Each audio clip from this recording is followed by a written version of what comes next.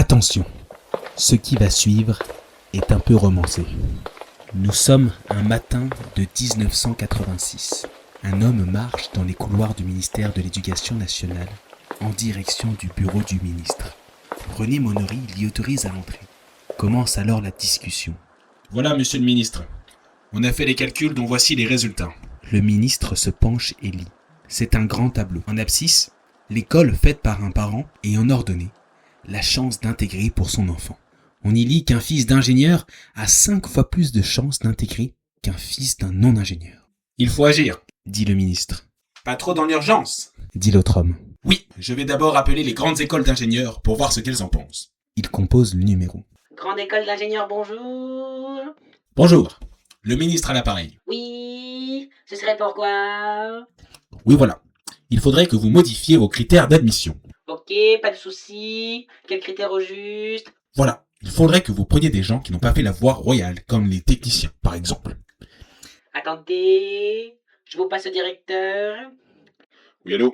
Ici le directeur de grande école d'ingénieurs. Si nous faisons ça, les techniciens auront un niveau beaucoup trop faible pour suivre les cours. Ah oui, je vois. Si ça vous va, on les envoie 1 an en prépa avant. D'accord, faisons comme ça. Ravi de t'avoir revu, l'ami. Le ministre inspira un grand coup et dit « Moi, René Monory, ministre de l'Éducation nationale, je crée la prépa ATS, Adaptation Technicien Supérieur. L'unique classe préparatoire aux grandes écoles françaises de 1 an. Mais alors, comment on y est admis ? C'est simple, il faut être technicien, soit avoir un BTS, soit un BUT2, qui est équivalent à un DUT, ou un BUT3. Imaginons que justement, à la fin de l'année, on vous donnera votre brevet de technicien supérieur. Et là, vous êtes en train de faire votre dossier papier de candidature, et vous devez écrire dans l'ordre les 3 lycées où vous voulez étudier. Mais comment choisir ? Eh bien, ça dépend un peu ce que vous voulez.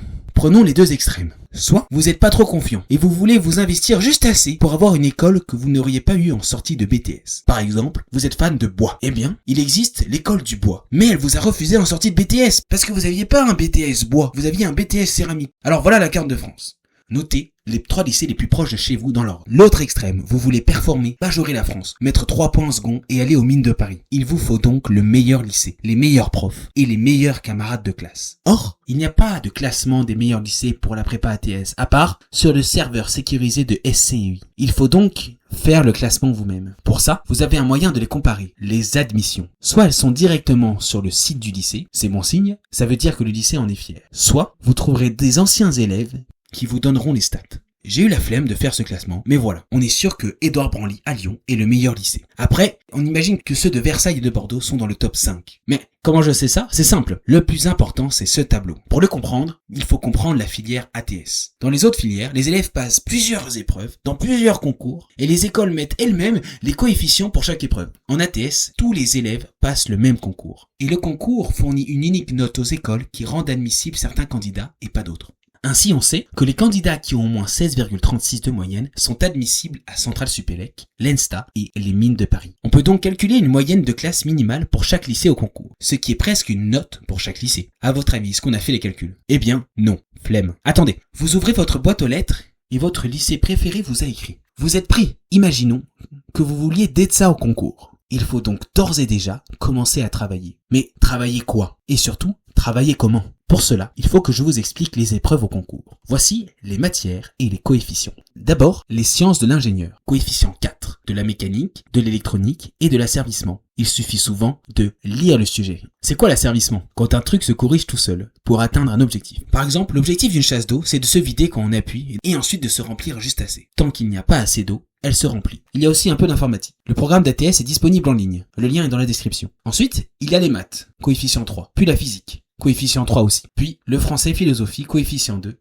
et puis l'anglais, coefficient 2. Voilà, vous êtes en juin et vous ne savez pas quoi travailler. Or, vous ne serez pas efficace si vous commencez le programme tout seul comme un grand, sans le cours des profs. Alors, que travailler ? Demandez à vos profs. Ils sauront vous donner des exercices prérequis du programme qui existent déjà sûrement sur l'ordinateur. Perso, je vous conseille d'aller acheter les livres au programme, puis de vous rendre sur le site du concours. Là, vous trouverez la notice et le rapport du jury de l'an passé, que je vous conseille de lire. Là aussi, vous avez les annales des années d'avant, que vous pouvez feuilleter pour les sciences et le français, mais que je vous conseille de faire pour l'anglais. Il s'agit d'un simple QCM pour les tests de langue et contrairement au français, il n'y a pas vraiment de méthode. 3 points si la réponse est juste, moins 1 point si la réponse est fausse. Du coup, quand vous hésitez, il suffit d'écarter une réponse fausse avec certitude pour que la réponse au hasard parmi les 3 restantes ait une espérance positive. Par exemple, My flower is beautiful.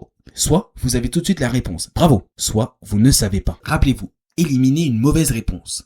Par exemple, elle, puis cochez celle qui vous semble la plus juste. Ainsi, les fois où il ne faut pas répondre sont quand on n'a pas lu la question ou alors c'est quand on est incapable d'éliminer une fausse réponse. Dans ce cas-là, l'espérance est nulle. C'est-à-dire que vous confiez votre note au hasard. Pour avoir la correction, demandez à une IA. Là, vous vous rendrez compte de votre niveau. Vous répondez correctement à l'intuition parce que vous avez scrollé en anglais pendant le confinement, champion. Du coup, continuez de travailler car vous n'avez pas tout juste. Soit vous êtes éclaté en anglais, alors demandez à l'IA des explications. Au-delà, c'est le travail de votre prof d'anglais. Bien sûr, réviser l'anglais pendant l'été est juste un conseil de ma part. Faites d'abord ce que les profs vous disent. Ça y est, c'est la rentrée. Vous vous demandez comment vous y prendre pour travailler. Eh bien, demandez à vos profs. Simplement, j'aimerais vous donner une petite explication. Ça, c'est 24 heures. Vous savez tous que dormir ne fait que du bien. Surtout en prépa. J'en mets donc 9 heures, de 21h30 à 6h30.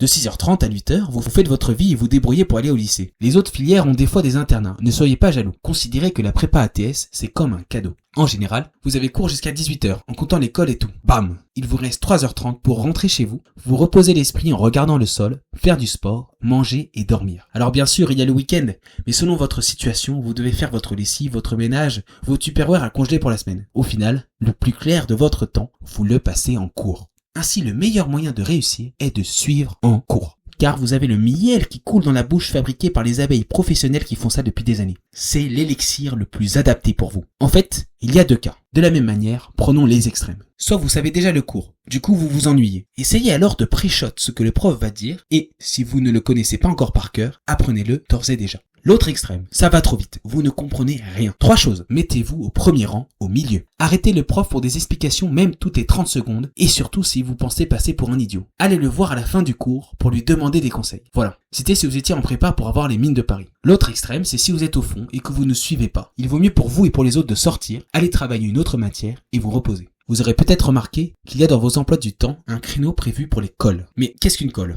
En gros, vous avez rendez-vous dans une salle de classe avec 2 autres élèves et un prof. Là, il pose une question de cours à chacun. Puis, il donne une feuille avec un exercice dessus. L'objectif est double. Premièrement, vous aider comme un cours particulier à résoudre l'exercice et secondement, vous entraîner à l'épreuve orale du concours. Mon conseil est simplement d'arriver en connaissant le cours, pas la peine de demander le sujet aux autres. Peu à peu, au fur et à mesure que commence l'année, vous mesurez combien votre classe s'entraide ou est en compétition. Le mieux est un bon mix entre les deux. Mais si l'ambiance te semble pourrie, tu as une dernière carte. Devenir délégué. Fais un discours honnête qui convertira à la bonne cause tes collègues de bonne volonté.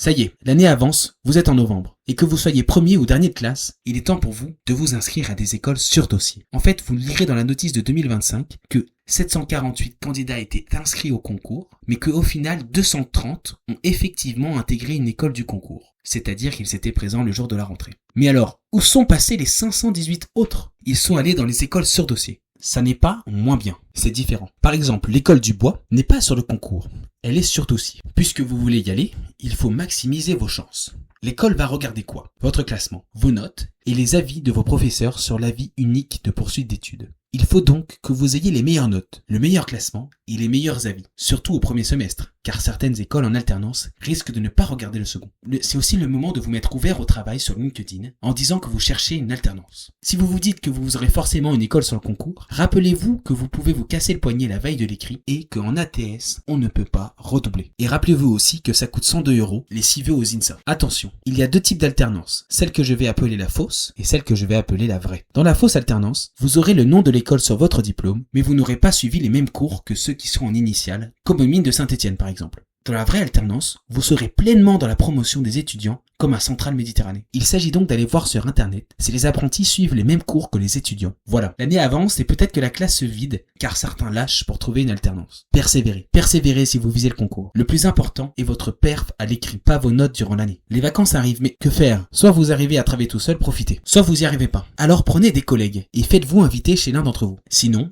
allez à une bibliothèque. Et c'est mieux quand il y a un tableau à feutre. Le concours arrive. Prenez tout votre temps et faites de votre mieux. Les autres conseils, appartiennent à vos profs. Ça y est, le concours est passé. Vous attendez les résultats. Le risque, c'est de baisser votre rythme et votre pression. Si vous réussissez à continuer de travailler, vous aurez un avantage considérable sur les autres qui auront lâché. La plupart relâchent la pression. L'oral est une épreuve avec beaucoup plus de hasard que l'écrit. On est en général testé sur notre compréhension des phénomènes et non pas sur notre capacité à apprendre par cœur les exos. Bref, pendant la préparation des oraux, vous recevrez vos notes de l'écrit. Elles vous apporteront 3 informations. Pour votre gouverne, dans quelle mesure vous avez réussi quelle épreuve, à quelles écoles vous êtes admissible et quel est votre classement par rapport aux autres personnes de votre classe. Et si vous y arrivez, quelle est votre note par rapport à ceux des autres lycées. Après ça, vous pouvez classer vos vœux sur SCEI. Voilà donc votre classement. Si vous êtes admis à votre vœu numéro 2, à savoir l'ENSTA, vous serez automatiquement refusé aux vœux en dessous, par exemple la centrale Supélec. Il ne s'agit donc pas de classer les écoles selon leur réputation, mais bien selon ce que vous préférez. Bref, les Europass, et là, vous pouvez enlever les 14 alarmes qui rythmaient votre journée. Au moment des résultats des euros, vous aurez vos notes d'euros, mais aussi les écoles où vous êtes classé. Par exemple, vous pouvez être admissible à Centrale Nantes et à Centrale Lille, mais classé qu'à Centrale Lille, et non classé à Centrale Nantes. Bref, 2 jours passent, et là, premier appel. Malheureusement, vous apprenez que vous êtes hors liste d'attente à Centrale Lille, que vous êtes pris à Polytech Saclay et 63e aux arts et métiers sur la liste d'attente.